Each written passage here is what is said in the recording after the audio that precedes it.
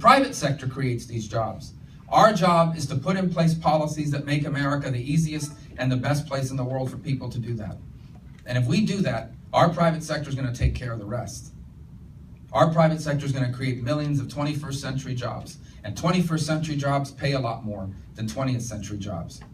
Those new jobs will require more skills than jobs have ever required, which is why the second thing we have to do in this country is make it easier and cheaper for people to acquire the skills they need for a better paying job. For me, that begins with vocational training. For the life of me, I don't know why we became a country that told young Americans that trade school was for the kids who weren't smart enough to go to college. Trade school is for the kids that want to make $50,000 a year at 18 years of age. And we stopped training people to do this work. We need more airplane mechanics, pipe fitters, machinists, welders, plumbers, HVAC workers, long-haul truckers, you name it. We have a shortage in these fields. We have good jobs available, and we don't train people to do that work anymore. I will be the vocational education president. First, I will use the bully pulpit of the White House to talk about why these are good jobs that we should lift up. And second, we're going to make it easier. We're going to open up federal financial aid to high school students, meaning they can go to high school in the morning and they can go to trade school in the afternoon using federal financial aid. And when they graduate at 18 years of age, they're not just getting a high school diploma.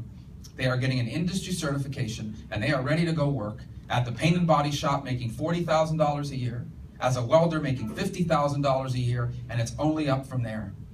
We also need to help non-traditional students, people that have to raise children and are working full-time and want to go back to school and get a degree so they can get a raise or a better job, but they can't. They can't because they have to work full-time and raise a family. And they can't drop everything for 2 years to sit in a classroom. And so, what do they want? So what we need to do is make it easier for them to acquire those skills.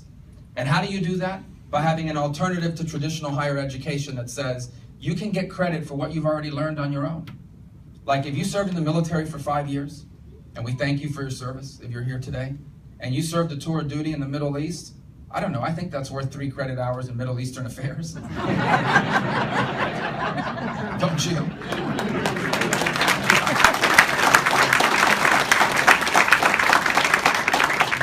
If you've been a receptionist at a law firm for 10 years, you're telling me you haven't learned anything in those 10 years you've been there? Of course you have. Give people credit for what they can prove they already know, what they learned on their own through work experience, life experience, military experience, free online coursework.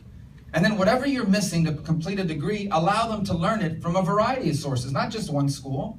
Allow them to package learning from online coursework, weekend classes, more self-directed learning. There's some incredible free online coursework from MIT and some of the finest institutions in the world that you can complete this coursework and prove your competency. Why is that important? Because suddenly that single mother that works as a home health aide for $9 an hour is that much closer to being a dental hygienist making $55,000 a year.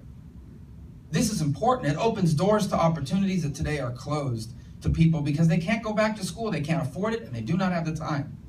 We're still going to have traditional four-year schools, because otherwise how would we have college football? So we're going to have four-year schools. That's really not much of a joke, it's true. But anyway, but we can't continue to have young people straddled with thousands of dollars in loans. We have $1.2 trillion of student loan debt in America. It used to be higher, but I paid off my loans 3 years ago. With this wonderful book called An American Son. It's available on paperback. Do you have it? There it is. That's the hardcover. That's even better. I never would have paid off those loans had I not written that book. I would have been paying until I was 59 or 60 years of age. You have millions of young Americans today stuck with these loans. Sometimes they used it to pay for a degree that didn't lead to a job. Sometimes they didn't even finish the degree. They have no degree, but they have a loan. This is a real problem. How do we deal with it? The first thing is we create alternatives to student loans, especially for graduate students, because that's where the real loan debt comes, really gets big. And I've innovated this idea called a student investment plan, which allows a promising student to go to a private investment group and have them pay your tuition the way they would invest in a startup company. And if you're successful, they're going to make their money back with a profit. And if you're not successful, they made a bad investment. It's better than a loan, though, because it doesn't go on your credit report, and all the risk is on the investment group. I'm not saying that's for everyone.